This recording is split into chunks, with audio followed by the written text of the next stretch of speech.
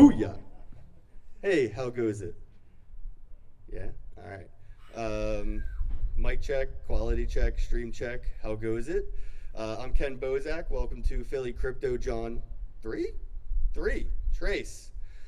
Yeah, shout out to Default Crypto for sponsoring the event. If you guys want to earn some DVT, some Default Crypto, all you have to do is like and comment on this video, and people will win some DVT. Somebody will win a pretty decent amount of some Default Crypto. So all you have to do is like, comment, enter to win. Again, shout out to the sponsors, and this is hashtag Philly Crypto John. Today we're going to start off with Andrew from CoinOS or CoinOS. We're going to be talking about some interesting shit, so open your ears and give a warm welcome to Andrew from CoinOS.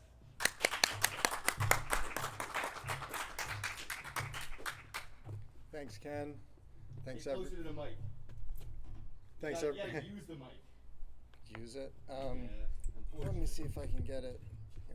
Must Can I be get nice it up? to be so tall. Yeah, I'll just stand like this. Oh, there we go. Yeah. Thanks, Ken, for having me. Thanks, everybody, for coming out today.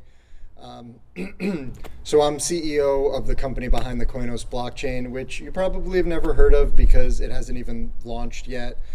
In fact, we're launching the token before we're launching the mainnet itself. We're launching Coin, that's with a K, on Tuesday on the Ethereum network.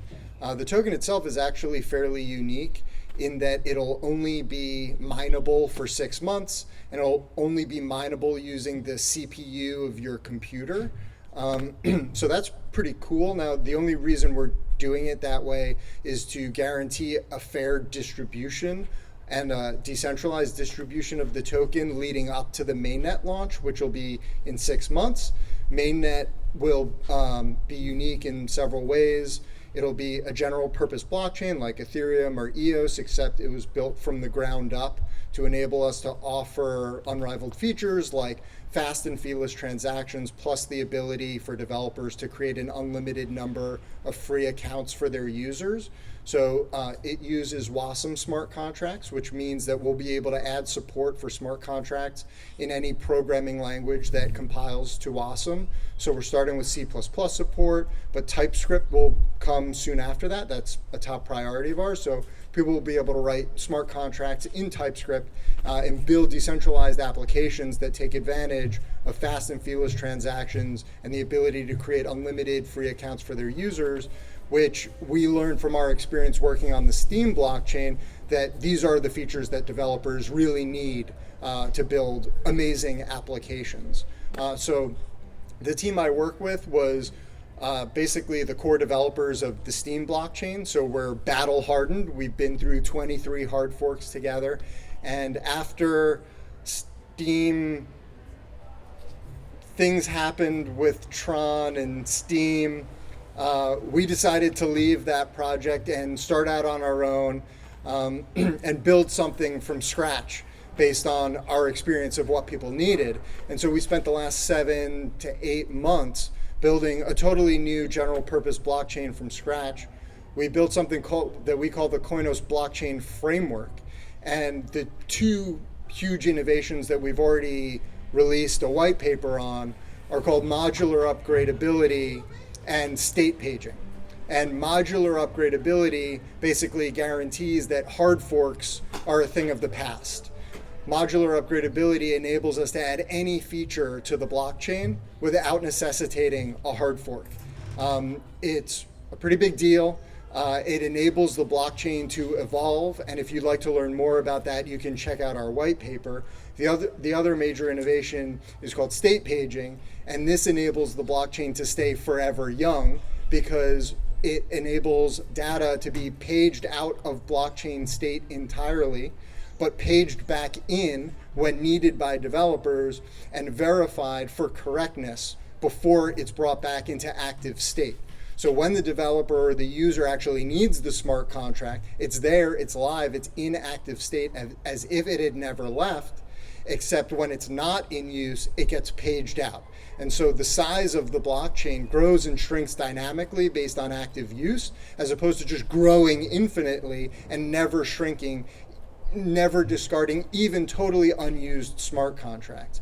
And so this, we believe, is the scaling solution. Between upgradability and state paging, this is actually how you scale general purpose blockchains into the future. And so that's Koinos. If this sounds interesting to you, then check out our white paper. Like I said at the beginning, launching coin on Ethereum on Tuesday. You can mine it using the CPUs and the computers you already have.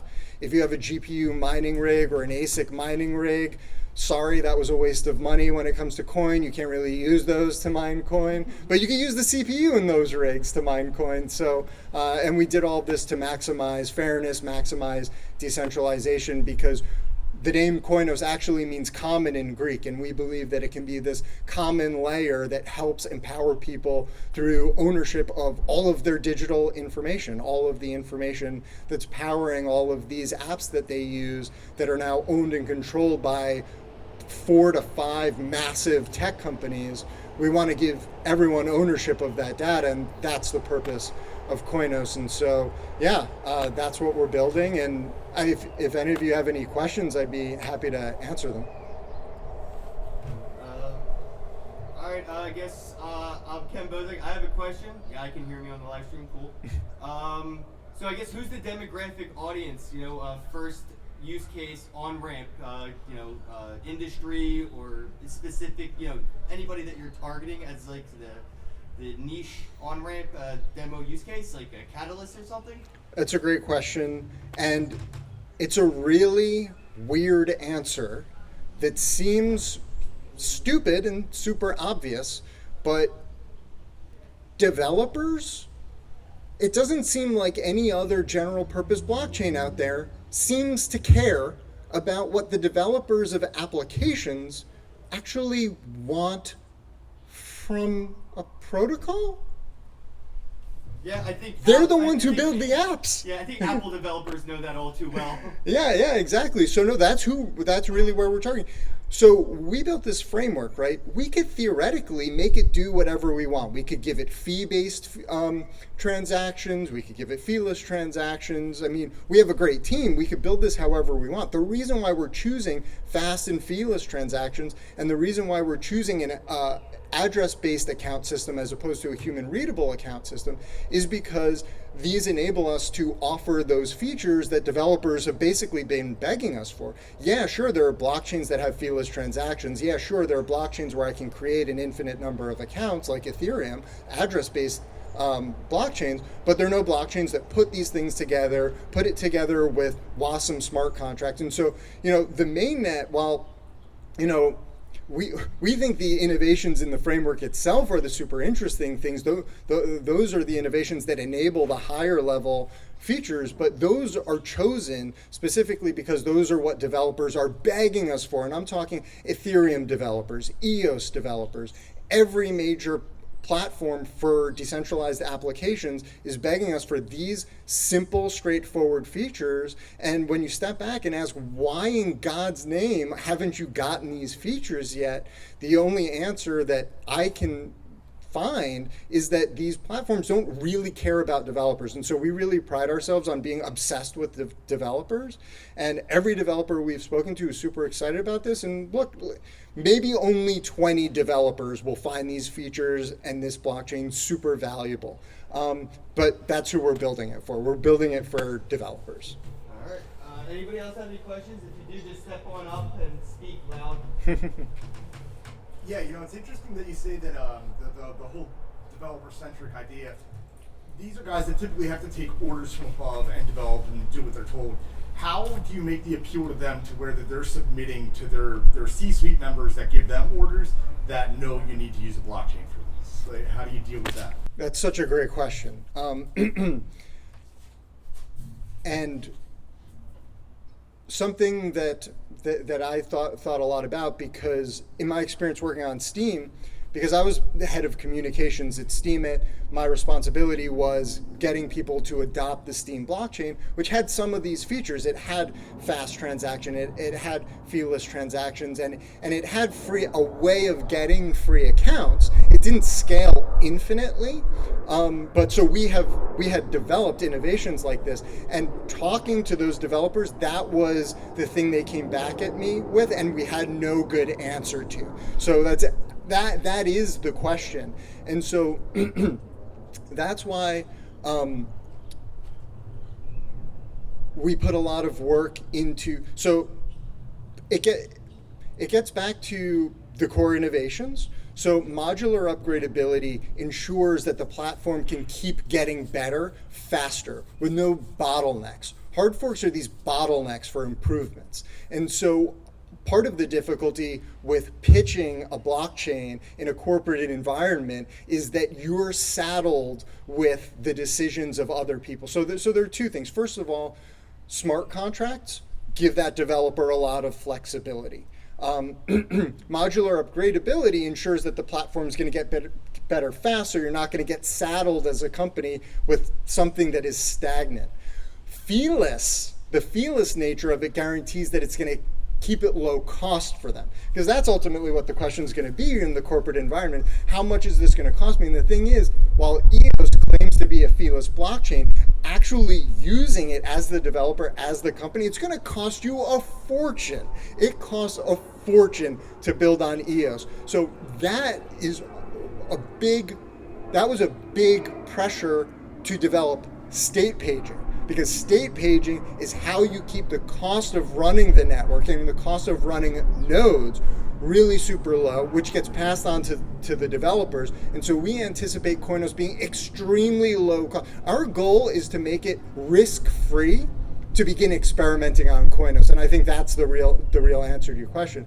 But that ties back into the cost of running a node, and we are targeting node specs of like 8 gigabytes of RAM. And actually, one of the things we're not even really highlighting yet, because there's only so much you can highlight, is that Koinos nodes are highly optimized to use disk. So you'll have 8 gigabytes of RAM, and Koinos has a single backing database that is stored entirely in disk. So disk is super cheap. And this is part of the scaling solution. So anybody will be able to run these. Anybody will be able to earn block rewards, running these nodes. And it'll be super affordable for the developers, for the users, and for any companies that are thinking about building on this blockchain. Anybody? So like Raspberry Pi, Banana Pi, would that be a demographic of hardware use or usability for it? That's a great question. We love our Raspberry Pis, and by the way, we have successfully mined coin on a Raspberry Pi in a test environment. The smart contract doesn't launch the token until Tuesday. I think that's a goal. I'm not an expert on Raspberry Pis, but I don't see why not if you can have 8 gigabytes of RAM on it. Yeah, you can daisy chain them. Yeah, I don't see why not. All right. That it? Everybody? Anybody? All right. Thank you. Thanks. I got it. All right, so that was Andrew from Koinos, Koinos, Koinos Network. Thank you, Andrew. And I guess I'm going to introduce Nathan Hawk. Yeah, I'm going to introduce. He's going to introduce somebody. I'm introducing somebody who's going to introduce somebody, all right? This is like a Justin Sun announcement of an announcement happening. But yeah, this is Nathan. He does a lot of hard work. Philly Crypto John is a brain baby of his. Shout out to the Crypto Shit Show and Integrity, and hashtag Philly Crypto John, because Nathan. So thank you, Nathan, and here he is. Thank you. I've never been introduced before. Holy shit. So my job here, after being introduced, is to introduce someone. To the people streaming this, we're going to get rained on today, so look forward to that. It's going to be a blast when that happens.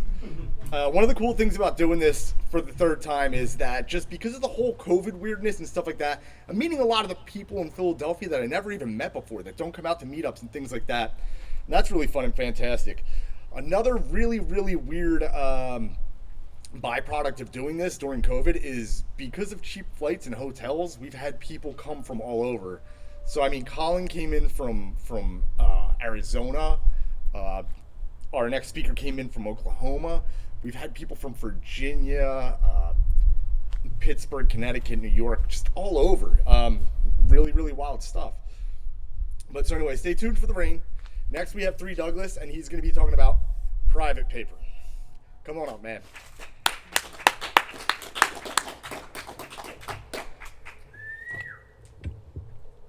All right, so like, Into the mic.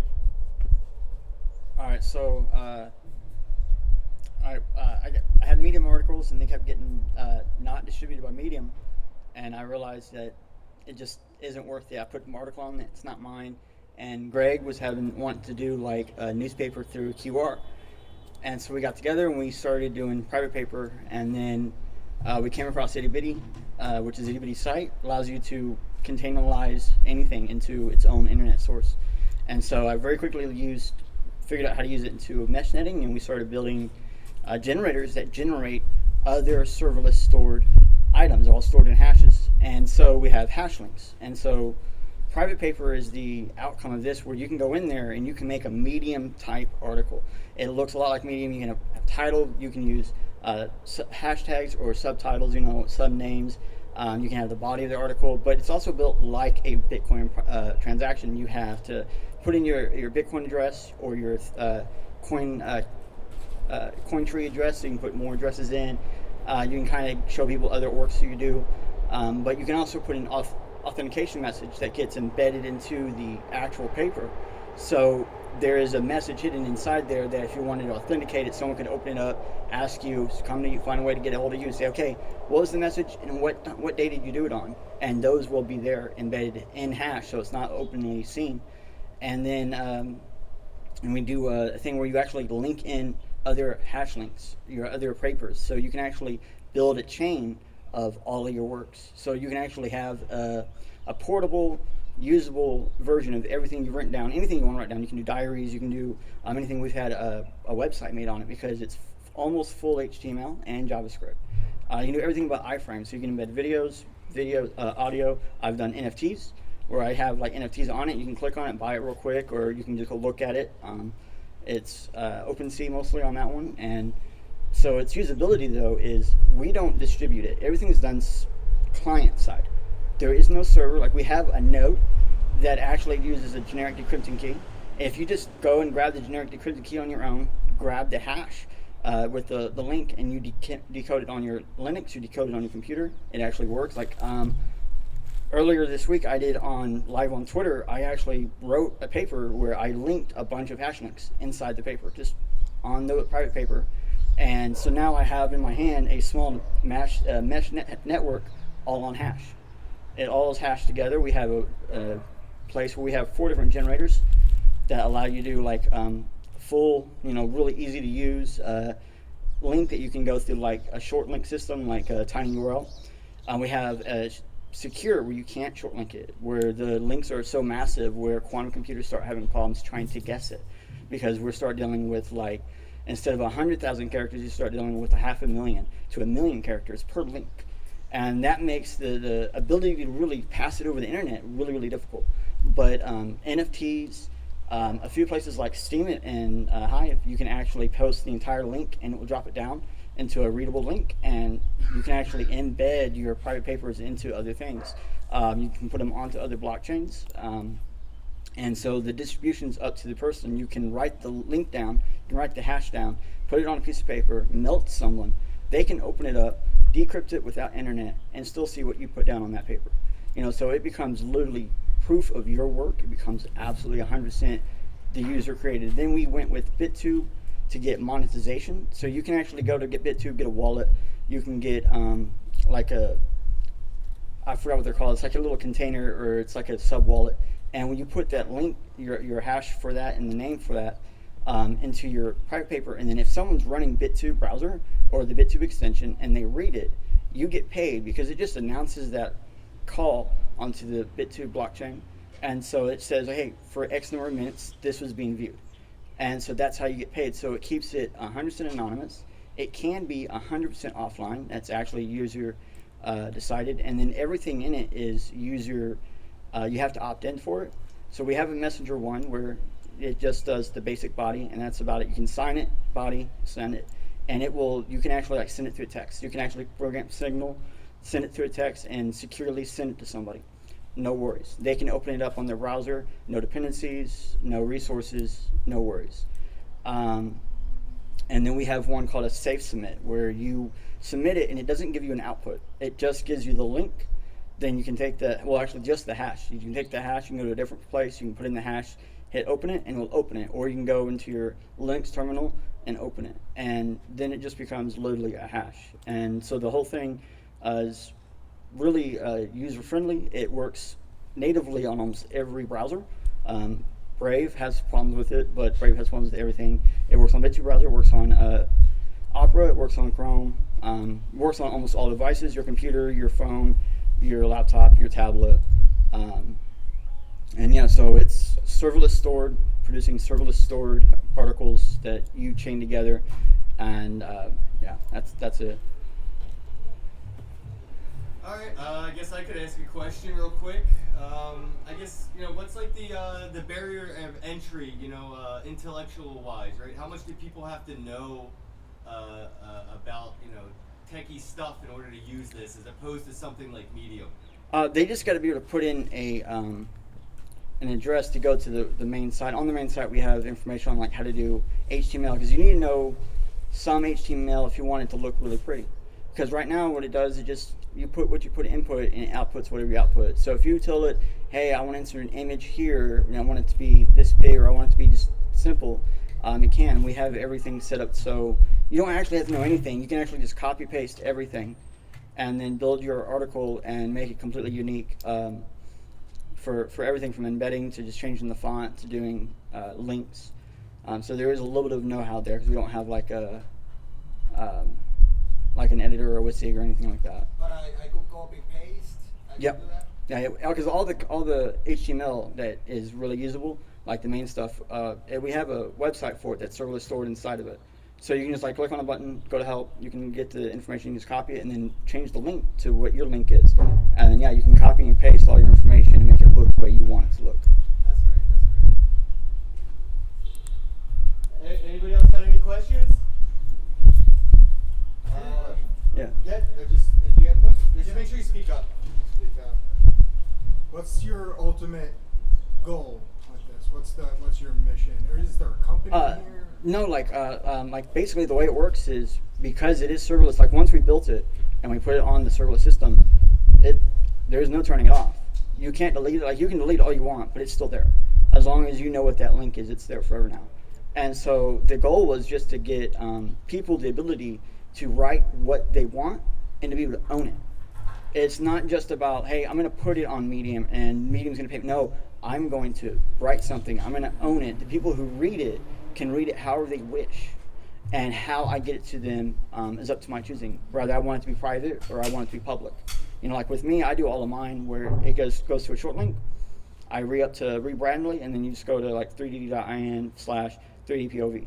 And it'll go up to the newest one. And I have all the other ones stored inside of it though. You just go to the previous paper and read all of them. We are wanting to get stuff set up to where it will read 3 papers at a time and have inner hash inabilities, inoperable inner hash inabilities, where we can look inside of a hash, see what it is, pull it out, paste it. Because every page can be edited on the fly. When we were doing it like in 2019, we had some people complaining about translations. There's no way to translate online, Medium, stuff like that. You got to be really picky and stuff. Here you can hit one button, edit, translate, and so it's really user friendly. We just want to get anybody to be able to write their words and be able to store it online without having to worry about, do I have a flash drive, do I have a thumb drive? Like it's just a doc file. It comes down to it, like it's just a doc file, and then the browser does the magic. Cool. All right, thank you. Anybody else have any questions? Oh, you got one? Yeah.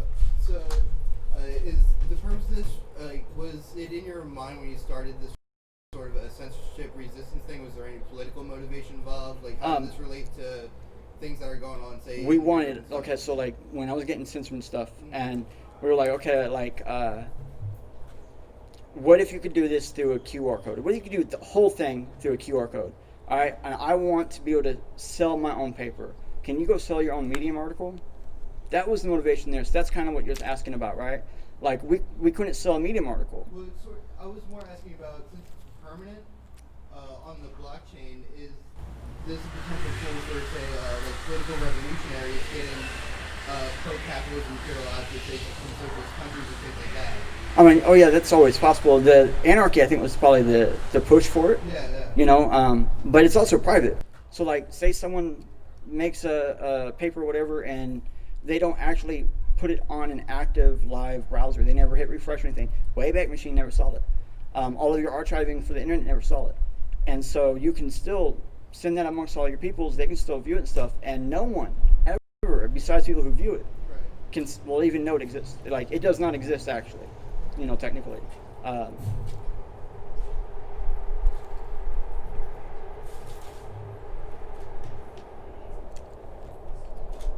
But yeah. All right, anybody else? Final questions? Wrap things up here. Yeah. I got one more. How complex of contract did you write on this? It's not even a contract. It's like the back end to open it is like 32 characters long. It's like really short. It's like take whatever the link is, subtract the link, do this formation. It's like 8 steps in C, and then boom, you have your output, because it's just base64 with LMZA compression. So it's really simple, really generic. All the browsers do it. Like, you can do it by hand if you wanted to. Like, you could actually do the math and decrypt it yourself. But it's 8 steps really. And the idea behind that is, like, if you wanted to go further, you could actually build a paywall. You could build a security wall. You could put in your own wall to your own paper. And yeah, we were just going mostly for like absolute usability anywhere. You know, we got people in 35 countries that use private paper. You know, to this day, we got people that are using it as like a memo at their work. They have a computer, it's not online or anything. They just pulled it up, they loaded one time, they put in what they gotta say, they minimize it. When someone else needs to put something in there, they load it up, they edit it, then they just load it back down. And it's just running on their own little computer. What country has the highest usage? Israel and Australia. Those are the number two. Like, technically, if you look at the stats, it's America. That's because I test it and I run straight from America. And we think some people run VPNs through America, but daily use, it's Israel and Australia, and that's just for the top link. Like, once you get the actual full link, if you never go back to the top link and you just keep going back, we don't know what happened. So the actual number of people using it, we don't actually know, because we even sell NFTs where, well, anyone can sell an NFT, but it has the link in it, inside the NFT. So the entire link, the entire hash, no short links or anything like that. So you can actually, privately on Ethereum, send people the sites. And I've actually done that where I've sold entire chains that were like half a megabyte big on Ethereum NFT. Like, you can go up there and it's like $3. Boom, I got a private paper and it's got like 8 or 9 articles in it. It's got links through it. You can put it online, have a fully functional thing. Like, I've made ones where when you move the mouse over it will actually highlight the word you're over, like, because it's HTML and JavaScript. Whatever you want to do, you can make it your own. All right, thank you, bro.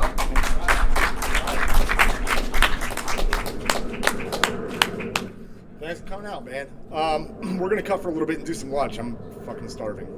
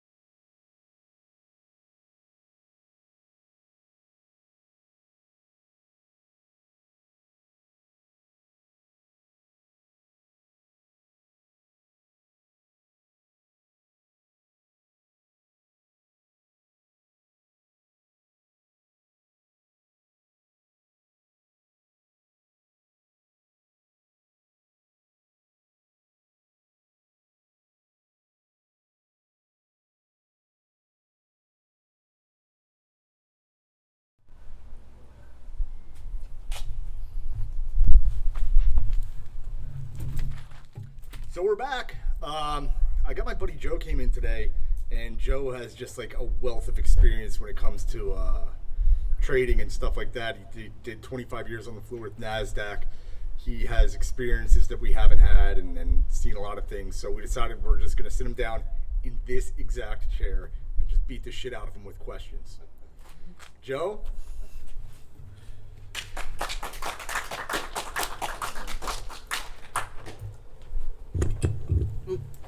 Howdy. Howdy. Howdy, Joe. How can I help? When did you get started in the cryptocurrency space? In the cryptocurrency space, it's a great question. My buddy, who worked for PwC's blockchain initiative in about 2011, 2012, he went all over the world at every event, and he started telling me, dude, this is the thing you got to get into. And I was still trading standard, regular products and stuff. And he kept telling me and telling me. Finally, I went up to some dog and pony show up in New York City back in early 2017, and saw Apollo Ono from the Olympics toting one of his coins and their new product. So I got a little bit involved with that before that exploded into a ball of flame. But during that time, I kind of got interested in the space. I took like a deep dive. I got a cryptocurrency certification, and because I kind of wanted to know what the hell I was talking about. And so during that time, I just got interested. I started hanging out at local events in Philly, and I met Ken, I met Nathan, and a few others. I became good friends with the late James Felty, who was involved in this space. I don't know if you guys know him. So God rest his soul. And worked on that project for a little while before its untimely demise. So my first two ventures into the space were not all that successful, although I don't think that's completely unusual in the space. And then since then, I've stayed interested, and what I've been trying to do lately is bridge this gap between my knowledge of old Wall Street and the new fintech world that we're entering into. And I've been captivated by the whole freedom of the cryptocurrency movement, specifically with Bitcoin being the primary avenue to that freedom. And so here I am on the hot seat. I got a question, considering, you're from the legacy sectors. Just why aren't we seeing more wolves of Wall Street, launching their own DeFis, or, trying to convince legacy industries to do ICOs instead of IPOs? Is it too much freedom for them to handle, or what's kind of holding back, the guys on the New York Stock Exchange floor from being like the dudes in their basement on Binance? Well, I have this conversation with Nathan a lot, and what I think personally is that it's a mindset thing. And it took me a while, and it's still taking me a while to conceptually think about these problems from a different perspective. And I mean, it's been ingrained in everyone. Everybody from the less sophisticated investor all the way up to those wolves on Wall Street that are out there pounding the phones every day and everything. The way you think of things is completely different than the way you guys think of things. And I think that it's an ideological issue, and I'm still struggling with it, because I mean, even like I said, the most non-sophisticated investor has been getting pounded since birth with buy and hold, trust these Wall Street banks, ride out the losses. It always comes back, and it's such BS, and it's just not good for the average investor. But when you're being fed this bill of goods for your entire life and you don't know any better, it really takes some time to be able to realize that there are alternatives out there, and I'm trying to figure them out myself. And to specifically answer your question, Ken, I think there are a lot of people out there, maybe not as many as would be evident, because there's a stigma attached to this. There's a deep stigma. It's scoff. When I've mentioned to some of my peers some of these events that I go to, and even try to get conceptual on certain things, just try to talk about the positive aspects, the freedom that's involved, the less regulatory overhang, the ability to have peer-to-peer transactions and not have a third party who's gouging your eyes out all the time for simple transactions. I get routinely scoffed at. This is never going to work. This is a flash in the pan, and even more on a conceptual basis, people don't get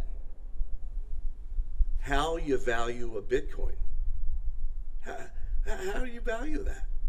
And somebody wise, Nathan Hawk, once told me about this interesting comparison to make, and it works like a charm. Whenever anybody says something to you like, they use Bitcoin for laundering money, I just say, okay, do me a favor, just replace Bitcoin with US dollar in that sentence. Oh, they use the US dollar to launder money. Well, there you go. What are some other, take your pick. Oh, yeah. Drug dealers use Bitcoin. Drug dealers use dollars. Isn't it in every movie? They don't open up a suitcase of Satoshis. They open up a suitcase of C-notes. So this is just like, conceptually, people just don't get it. So, and don't get me started on the Fed either. So one of the things that's been going on a lot lately, which I think you just kind of touched on, is people are going to wrap their Bitcoins and give them to a third party or use them in a way in which they weren't initially intended. Would you say that's similar to inviting banks back into this space? So, New York Stock Exchange and the Intercontinental Exchange created this sandbox through which they can trade cryptocurrencies, and they have this plan to trade cryptocurrencies. That is the epitome of sucking everybody into their playground, putting up their fence and playing by their rules. The regulators here love that, which is why it was super fast-tracked and so much money went behind it. I think maybe, Ken, going back to your initial question about that, that might be where a lot of these wolves are hanging out, is in that sandbox. But one thing is kind of encouraging. It's that I see the banks still not getting it and burying their heads in the sand, pretending it's going to go away. The stigma that I faced when having just regular conversations with people, these people who are sitting on management boards, who are sitting on, they're the ones that have to stick their necks out. When they're faced with this real career risk for recommending these things, I think that it holds them back. So on the one hand, they're setting up these playgrounds. Come and play in our playground by our rules with our regulators. And on the flip side, outside of that, I don't see true, not maybe adoption or even facing the reality of this is where things are headed, which I think makes for a huge opportunity for people that know how to operate in both worlds, which I'm trying to figure out myself. Anybody else have a question? Yes. Joe? Up for the camera, Joe? Oh, sure. Now, you know better than I do, but I believe the stocks in general are way overvalued. I'm just wondering if you could give your opinion on that and how it will affect the direction of the cryptocurrencies. Sure. So stocks are valued in dollars. So what has the Fed been doing for the last 9 months? Putting a lot more fake money into the system. Money printer, go first. And I think if you go around on Wall Street or on Main Street, you're seeing this inflationary result of all of this money pouring into the system. I went to Home Depot yesterday to get some wood to repair my fence, and 2x4s, which were $5 6-8 months ago, are now $8.50. That's a big difference, and I think you see that in food prices. You see that in I've even seen that. I'm shopping for a dirt bike for my son. Even dirt bikes are like $1,000 more than they were before this started. Like, it's everywhere. And of course that's going to spill over into the stock market. So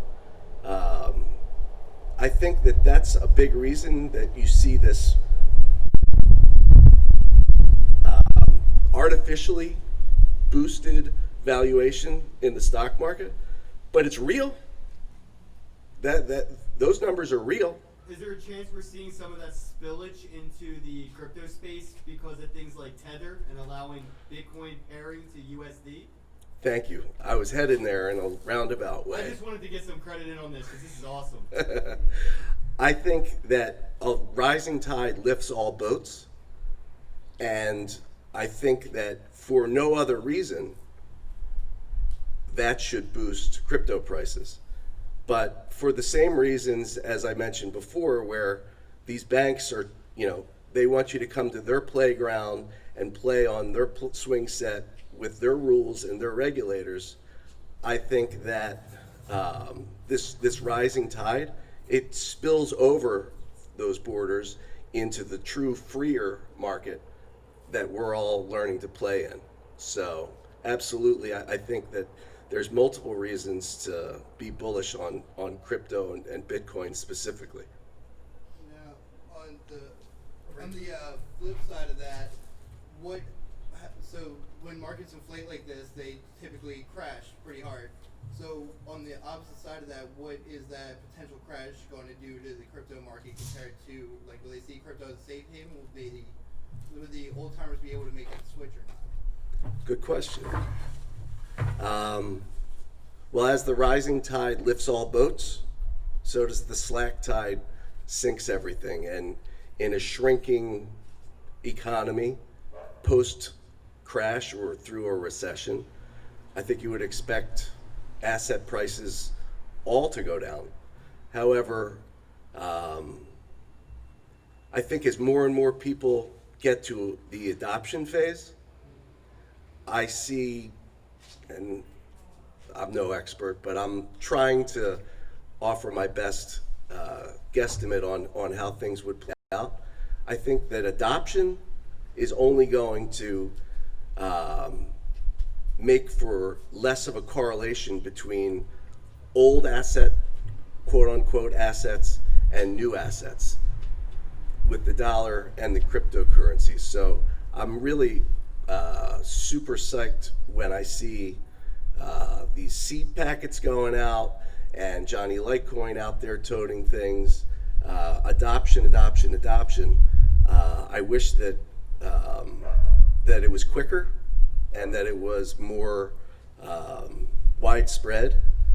But I think events like this are where it's like a grassroots thing, because there's no centralized pro-Bitcoin, get out there and get on NBC and CBS and advertise for it. This is the way that you have to do it. More of these type things, and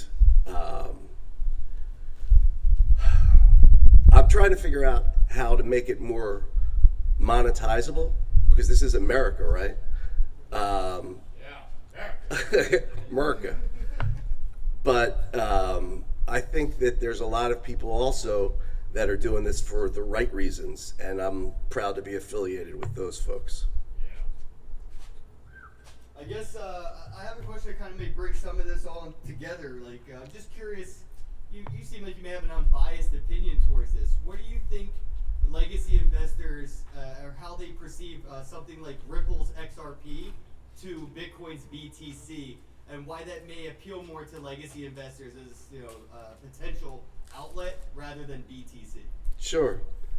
So I traded on the floor back in the late 90s when I first started, and we were writing paper tickets, we were trading in fractions, and now everything's in decimals and pennies and it's digitized and everything. But I remember the first .com bubble, and this was AOL we're talking about. And we were having conversations all the time because a lot of people thought it was a bunch of shit. Oh, this is who's going to buy stuff online? I mean, this is how old I am. I actually remember this. CD now. There you go, Joe. That's right. We were just talking about that. So we were wondering, how is there going to be widespread adoption in the internet? Are these stocks worth buying? Just replace those stocks with what we have going today. And what I think the number one catalyst to adoption was ease of use for the average person. I don't think it was anything more than AOL figuring out how to put in your password, put in your username, click OK, dialed up your modem, and all of a sudden you had all this information at your fingertips. Before that, it was a lot harder. You had to know how to use modems. You had to, so to get, again, roundabout way to your question, Ken, I think if I'm not mistaken, XRP tends to make things a little bit easier on a transactional basis. So that, I think, really lends itself to a quicker adoption rate. And I know the Lightning Network is out there. I'm rooting for all of these bridgers of the old way to the new way can figure out the most efficient and economical ways to get that done, because I think that's gonna speed things up and get things where they should be, with money getting back into the hands of transactors and not stopping along the way for to pay their pound of flesh to that third party in the middle.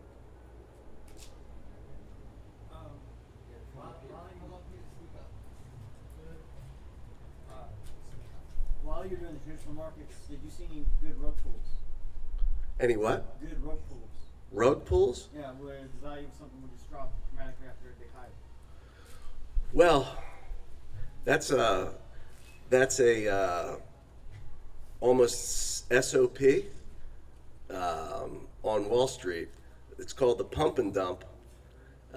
So yeah, I did see a fair amount of that. Now, my perspective in the trading markets was I didn't have a lot of information. I was on the floor, and pensions, other investment houses, hedge funds, they would send orders into the floor, and then as a market maker on the floor, I would have to facilitate that order flow. If somebody came in interested to buy, I would sell them a little bit, raise the price, sell them a little bit more, raise the price, and then offset my risk by going into either the same product, and I was in options, so it's just a derivative of a stock, so something that they might pull the rug on. So I was usually facing people on the other side of the transaction where I had a lot less information than they did. One thing that I did do over time that I tended to get a little bit better with experience after having the rug pulled out from under me a few dozen times was to recognize the characteristics or the the signature of someone setting up a rug pull event, like you called it. And I won't bore you with the details, but you used to be able to read the order flow and be able to tell, oh, this is the kind of, these guys are they're setting up something or they're hedging something that is going to not end well. So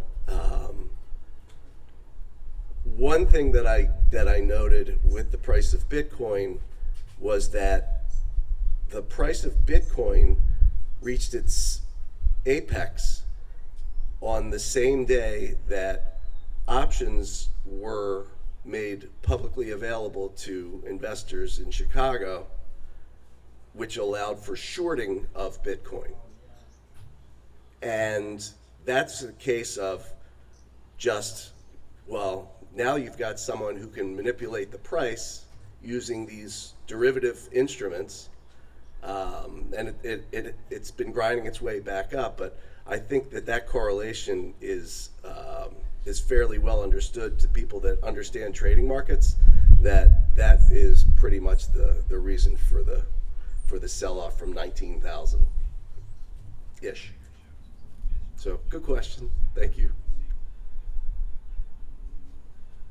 Anybody else have any questions? Because I'm curious what your thoughts are on, I know you talked about this before the last time you spoke, how DeFi's going right now. Things like, Sushi Swap popping up and having, it's just the ease of use, right? So when do we see, Wolf of Wall Street DeFi, or when do these, guys start to realize, stop going to the floor and be your own floor, right? Yeah. So I think a big thing from this mindset, Ken, of getting it or versus not getting it or just not even having a clue is regulatory overhang, huge on Wall Street. Believe it or not, most people actually care to operate within the rules or figure out how to best not get caught within the rules. But regulatory overhang is huge. And I think that there was some clarity that was offered by one of the SEC chairmen recently, and by recently in the last year and a half, where they kind of gave some relief to ICOs and other people, trying not to stomp it out completely, because I think that the SEC saw other countries, specifically China and Switzerland and others, taking great leaps forward in the crypto space, whereas here everything was getting tied up with regulations. So they tried to come out and say, we're not going to prosecute you. You've got 3 years where you can, go give it a shot. And while that was a big difference from where things came, I don't think that it was enough. So if there was more regulatory clarity coming down from above, I think that would make a huge difference with getting more institutional money to flow into the space and go to the right places, not within that regulatory sandbox that I talked before. It needs to be out of that sandbox. And I keep referring to the sandbox, but I don't want to call it by name because, well, you can look it up yourself. But they're great people over there. They just like to play by their own rules. And I don't blame them, because if I could do the same thing and I had no soul, I would do the same thing. But I have been trying to do the right thing. So I'm looking to have money flow out here where it actually makes a difference and actually helps more people than just the primary shareholders of the banks. There, I said it. Yeah. I'm gonna have to have somebody help me out with this question because I can't remember it exactly. But recently, the SEC, in their great benevolence, did something on behalf of people that wanted to invest in tokenized securities, but you had to be like a Series 7 or something like that. So there was the relief that Joe had just mentioned, but then this was in the last 2 months, there was something that was said about you had to be a Series 7 investor or something. Accredited investor? Exactly, yeah. Yeah. So the idea is, okay, well, we need these barriers to entry so that the rich stay rich and the money doesn't get in the wrong hands and all that fun stuff as barriers to entry normally assure. But if someone doesn't tell me what the fuck it was exactly, I'm not gonna be able to finish this question. Is anybody? They let banks hold a reserve in crypto. No, I'm not talking about the custody stuff. They loan out 30% or something. Or if it's on the exchange, there's another token or ticker where people can filter investors to go into it instead of using the other ones on their. Well, I think based on what you said, I know a little bit about the way that you're allowed to present investment opportunities to people, and the SEC splits things up into accredited investors and the rest. So if you're an accredited investor, you have a net worth that's a certain amount, you have a liquid net worth that's a certain amount, and these are the only people that get to see the best deals that are out there. And I think what they were doing, again, this is a whole mindset thing, they're trying to save all of the dumb, non-accredited investors out there from getting taken advantage of by all the shysters. And in reality, what they're doing is they are preventing a lot of the smaller investors the freedom to choose what they want to do with their own money. And it's like an old school mindset that doesn't really work in this new era that we're in my humble opinion. So I think it may be well-meaning to a degree, but I don't think it helps mass adoption, that's for sure, which let's not, waste any time thinking that that's what they actually want. They don't want mass adoption of crypto. They just want it to stay this tiny little drop of the massive economy and let them have their fun. So, Do you think Twitter purchasing 50 million worth of bitcoins promotes adoption, or does it stop it? What are your thoughts on that? if who's buying 50 million Bitcoin? Square by Jack Square. Dorsey. Gotcha. And MicroStrategy just got 450 million too. Well, to me, this is the canary in the coal mine of these guys have a million things that they look at every day at what to invest in. Literally, they could sit there and get pitched all day long. So when you hear about where they're putting their money, I mean, what else is there? There's no speculation. This is what is the next big thing. In comparison to smaller investors, because they're huge, they have thousands of millions of dollars. So that's what I'm saying. Like when it comes down to people not having access to invest millions of dollars, do you think still would it matters? I think it putting all that money or absolutely. I think it absolutely does. It's if you're looking for an indicator of where things are going, and you can actually find out that they actually invested the money in something, you may have missed the boat on the lion's share of the upside swing that's going to follow, but it's certainly indicative of where things are headed. So maybe you didn't get the first half of the move, but I'm sure they're not getting in without the expectation of doubling, tripling, or quadrupling their money in the next couple of years. Yes, sir. What do you think of platforms like Robinhood that have put these different Yeah, interesting. Did you put them up to this question? I prefer SoFi personally, and I could be happy to talk to anyone offline about that. But the spirit behind it, I think it's awesome. I think that one of the biggest problems with average everyday investors getting into whatever it is, stocks, commodities, options, derivatives on these products, mutual funds. The whole freaking game is rigged for everybody taking a pound of flesh, even ETFs. I don't know how many people actually read the 90-page perspective that shows up at your door when you buy an ETF in your personal account.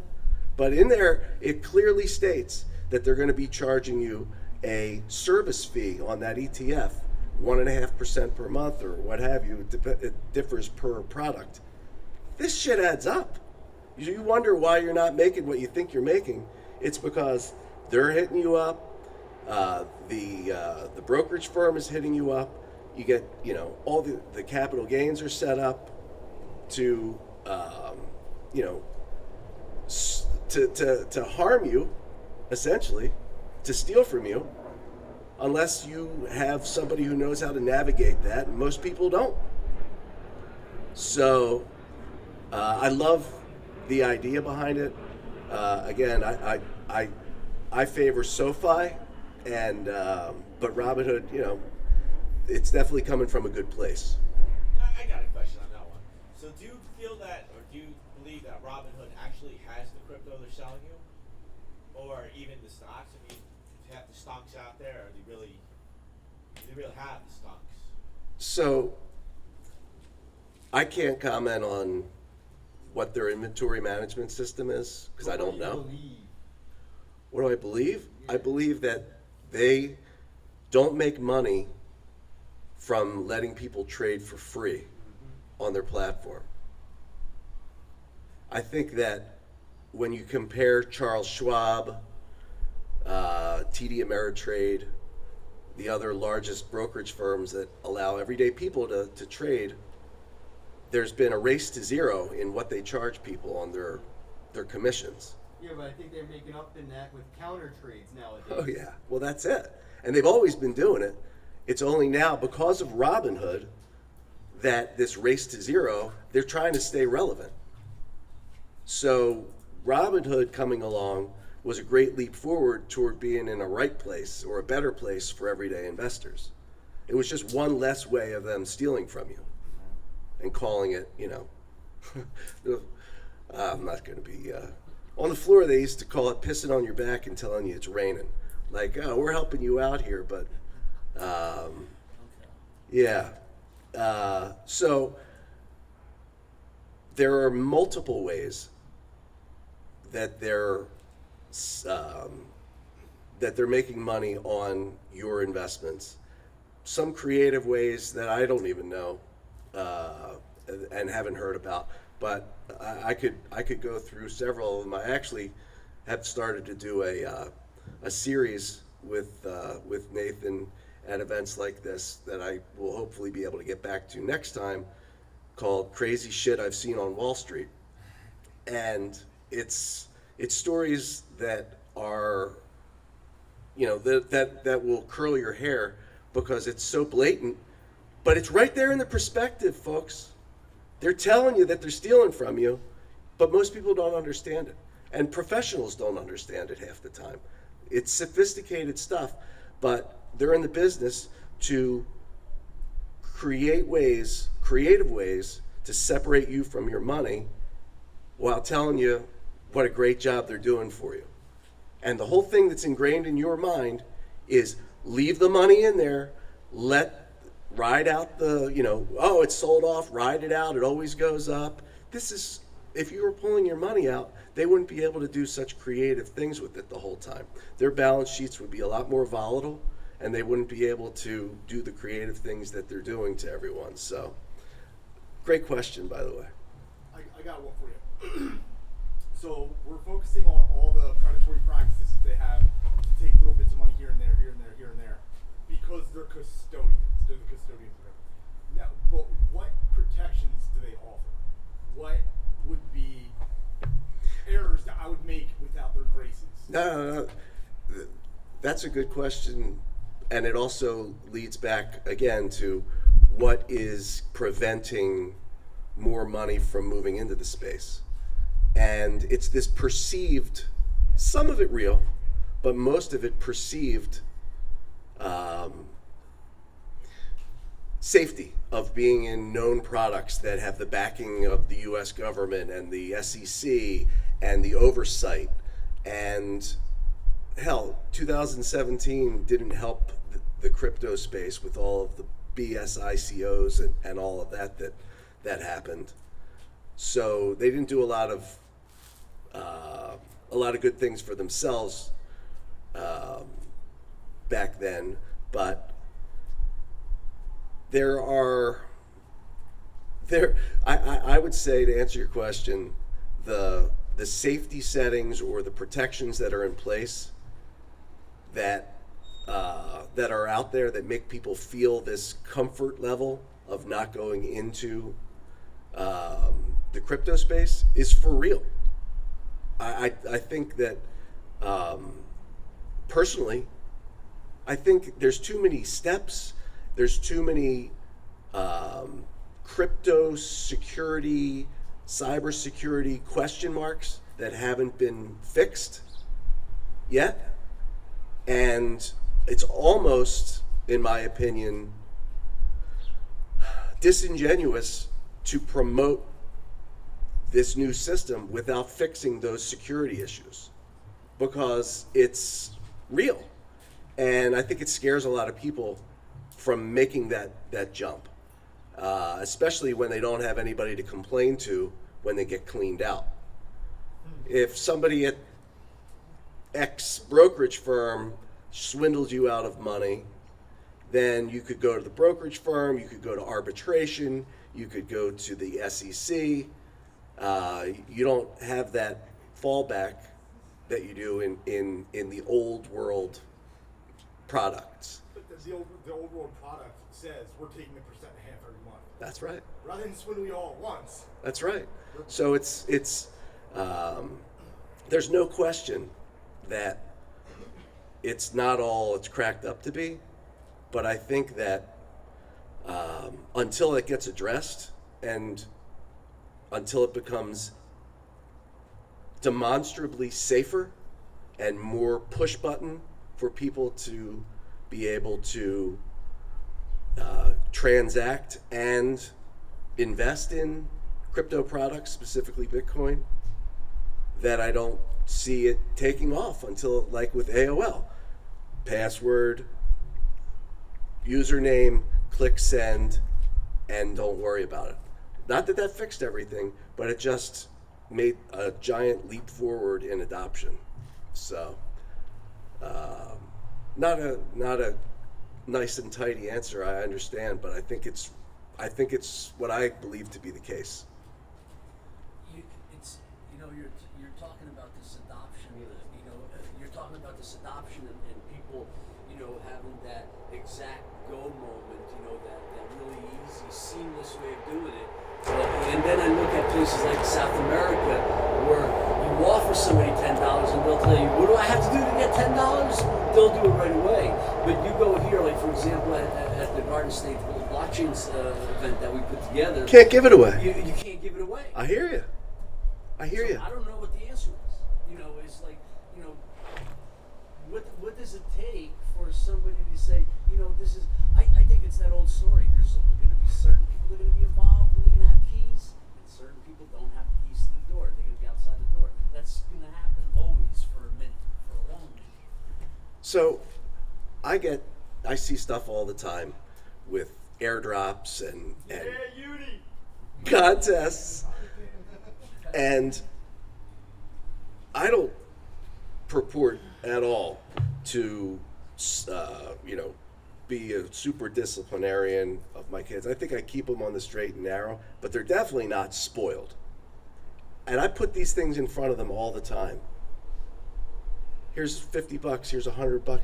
They can't be bothered. I'm like, I would be signing up for everything that I could when I was 16 years old or 17 years old or whatever. And I talked to their friends about it.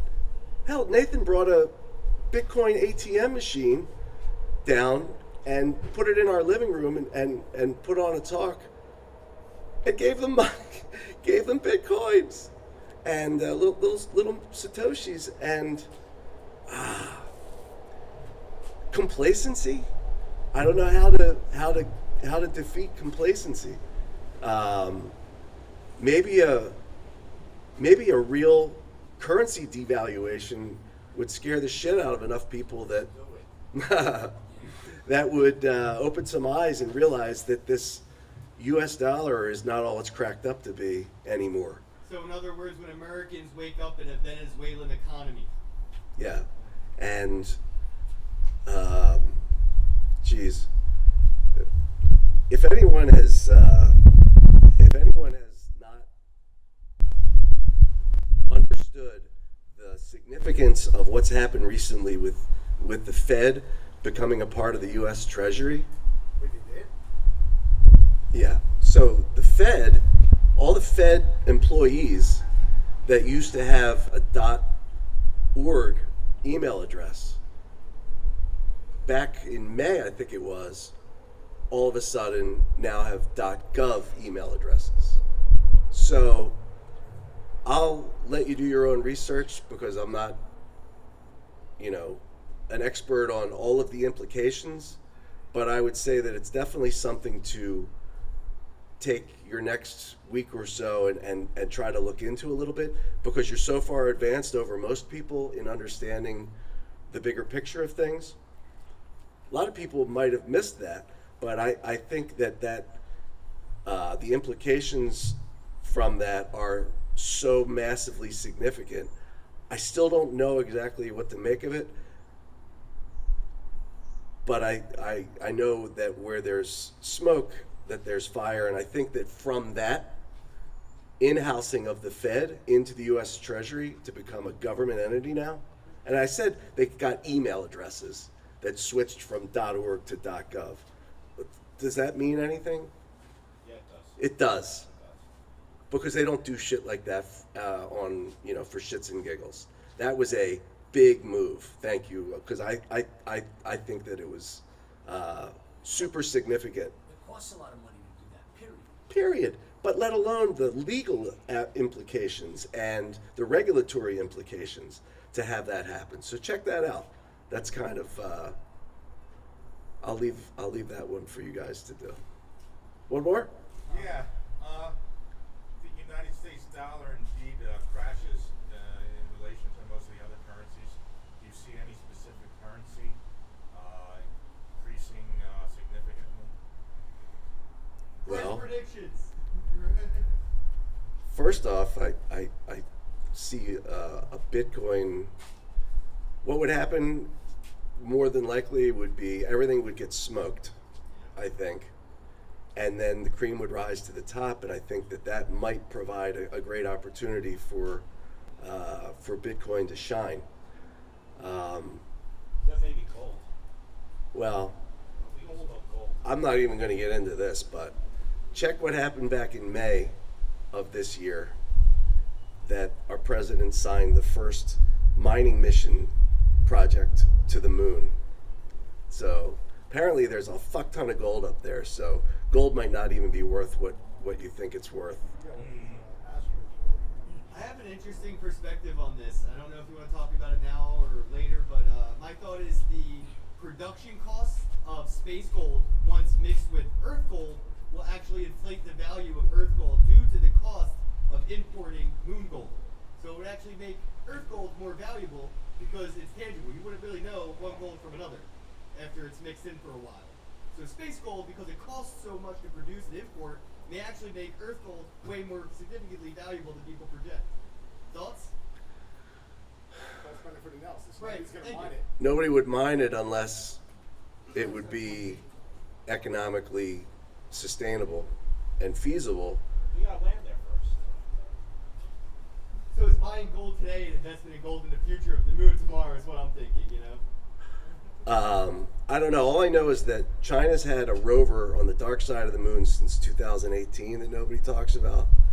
And they're in fast track mode to get up there as soon as possible. The Russians had an opportunity, because there was an olive branch extended to them, to say, hey, let's go to the moon together against the Chinese and mine this shit.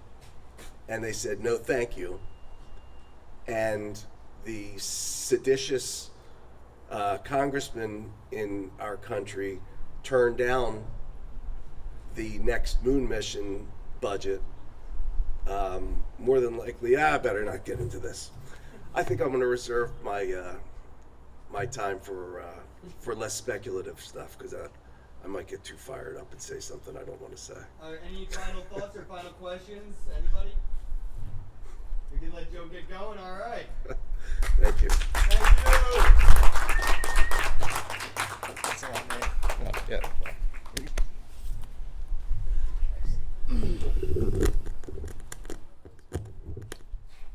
Is that going to do it for us? Is that going to be it for us? Randy, did you want to get up? He's right there. I don't, but yeah, I don't know. I don't want to just start pitching some shit. Go ahead, man. The floor is yours. Dude, what's been going on with Pac? Yeah, please. Pac is doing a lot right now, man. I'm Please. not really part of Pac's team though. I know. Just show it, and maybe they'll hire you. All right, so do you want me to show Pac? Yeah, my name is Randy, and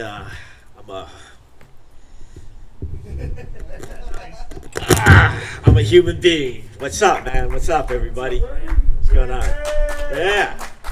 So, yeah, let's talk about crypto charity. How about that? Thank you, yes. All right. So, you mentioned Pac. I know Pac. They're planting a garden. They have trees of peace, and they're doing plantings. They did some plantings in Africa.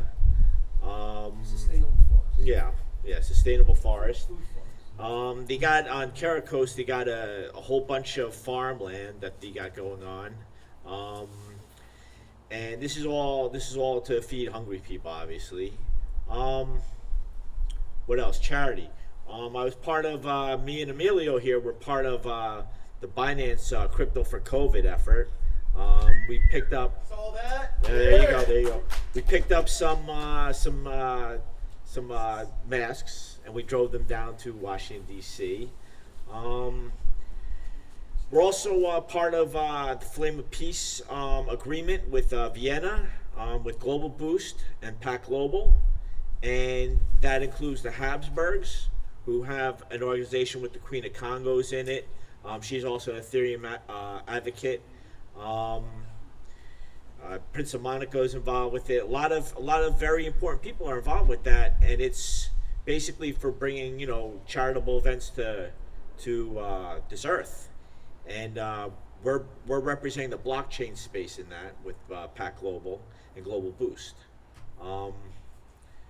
That's one thing that we've been up to. Let's see what else. The other stuff, I'm not really the person to go into all that. I don't think, because I'm like half in the dark about a lot of the stuff that's going on. I'm the chief marketing officer for Global Boost, so like I kind of hear about what we're doing, and then we kind of like have tentative plans. We're wrapping our coin. Speaking about wrapping, so we hired some devs to help wrap the coin. One of the devs split out with some money, and he knows who he is, and when we catch up, we're going to settle that. We're going to settle it. Yeah, enjoy your kneecaps. But yeah. So other than that, we actually gone through two developers. We're on our third one. This person, I can't say their name, but they're involved with Chainlink. So obviously they're good enough to do the job.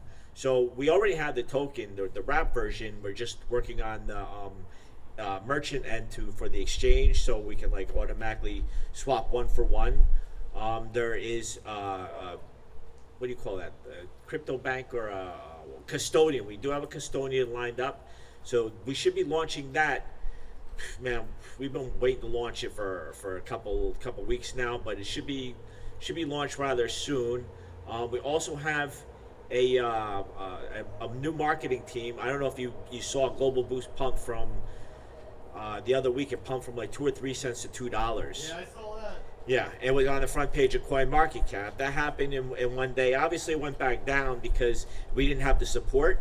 But we have new exchanges that were being brought onto. So that with our wrapped currency, and that's where we're going into DeFi space, and also we're looking to do this winter coming up. We do blind veterans hockey and blind veterans. We're doing something at Lake Placid, hopefully again. I wasn't involved with the last one, but it's where we take blind veterans and we help them do bobsled and skiing. It's some crypto charity event. Anybody who wants to go, we rent out a bunch of cabins. Welcome to join us. I don't know. Anybody got any questions? Anybody want to talk some shit? I don't know. To kind of wrap up and get back to the charity topic, I'm curious what your thoughts are on legacy charities getting into things like what PAC's doing. Like, how do we get the Red Cross more involved in like decentralized charity work? These centralized entities. Where's the appeal for them, or is there none? Is it more like a Blockbuster Netflix thing where Red Cross is irrelevant thanks to decentralized charity? Well, I think with Red Cross, you really don't know where your money's going. I mean, that's a straight up, it's going to their pocket. Yeah, it goes to somebody, like the money that went to Haiti after the hurricane. I think they built like one house and then they showed it to everybody with the Clinton Foundation, So with crypto and charity, it's got a unique space where you can track crypto. So, I mean, we have our own blockchain, it's not a token and it's extremely trackable. I mean, there's no hiding it. Same with PAC. So, I mean, there are some other charity coins out there, and I mean, it's has a huge potential to change charity altogether. I mean, that's one thing. That's one thing it would be good at doing, because, like, I see a lot of these things on Facebook. They pop up, says donate to this cause or that cause, and you don't know where it goes. I mean, you think you donate, or you go to Petco or something, you buy a bag of dog food. Oh, you want to donate for a hungry dog? Who's the hungry dog? I don't know who the hungry dog is.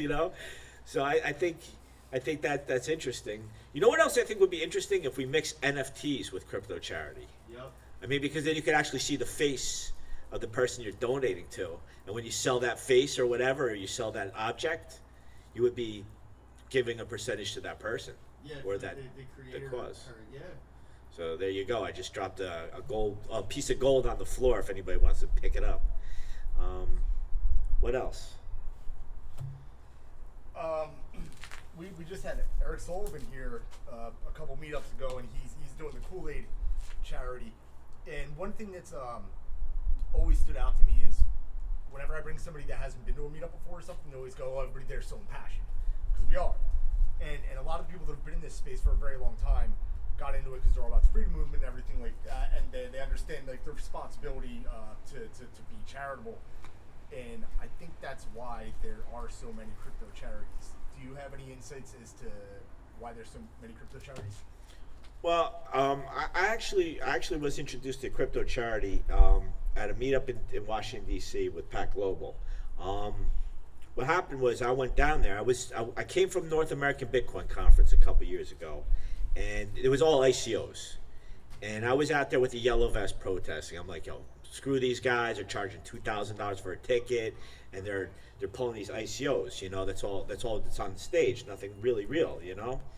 So I was invited to DC, and I went to speak, and I met Robin, who was representing PAC, and he was showing video of them helping the Venezuelans who were all I don't know if people remember, they were all being displaced at that time, and they were like basically on a trail of tears out of the country, and they were feeding these people and airdropping PAC, because you can put, like, the U.S. we couldn't give aid to Venezuela because politically you can't send money, you weren't allowed to send money or aid it. So certain people were going down there and using blockchain and crypto to go through the borders and help these people. And Robin had these paintings that these kids did, that after they fed them and they helped them along, these kids painted these paintings that they were reselling to reinvest into crypto to bring more crypto down to them.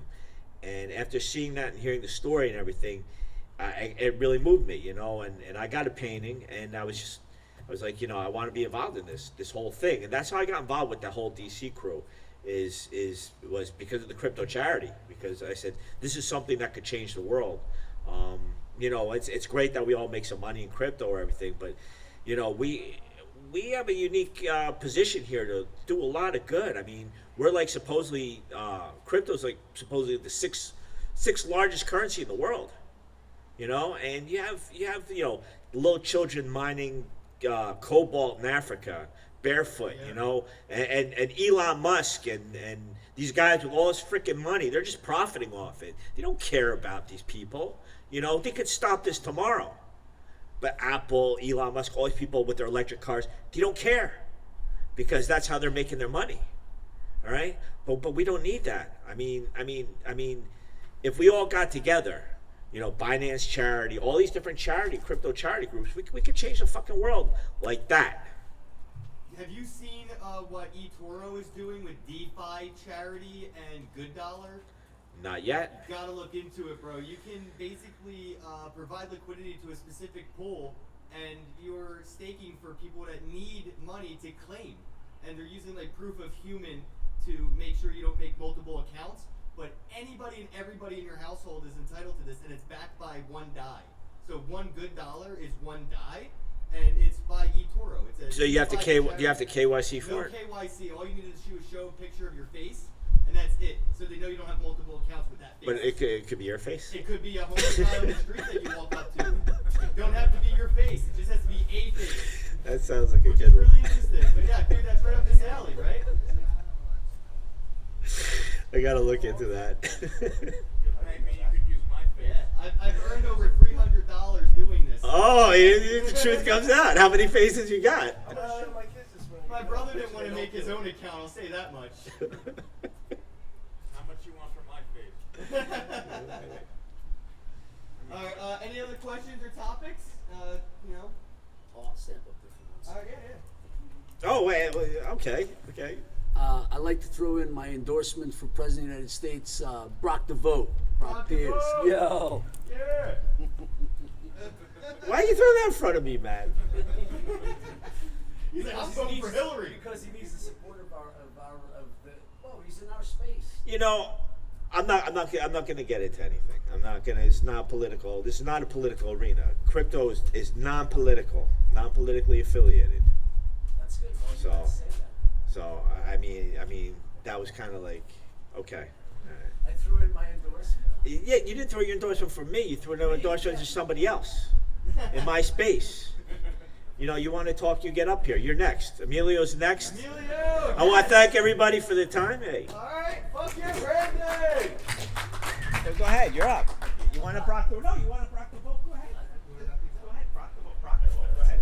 Brock the vote. I did it already. It's done. I fucked it on you. You don't get a ride home unless you Brock the vote.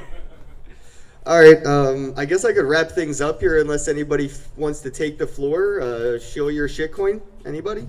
No? Justin, you here? No? All right. So yeah, I just want to say thank you very much to Devault Crypto, everybody that's here. Appreciate you for showing up. Everybody watching and tuning in, thank you. Don't forget to like and comment. We'll be giving away some DVT, Devault, to people that engage with the live stream. It's on Twitter, Facebook, Float, and YouTube. So just engage with it wherever, and people will just get crypto. Thanks, everybody. Nathan, thank you, Nathan, for putting this together. You can't see him, but he's right there. He's the man. Yeah, thank you, everybody. Thanks, Doug. What was it? Andrew, right, from CoinOS, and Randy, Joe, everybody that presented and spoke today. Appreciate it. It's hashtag Philly Crypto John, and if you're interested, we're trying to put this together monthly, so just keep an eye on the hashtag, hashtag Philly Crypto John, and we may surprise you with another event. All right, thank you. Have a day. Have a day.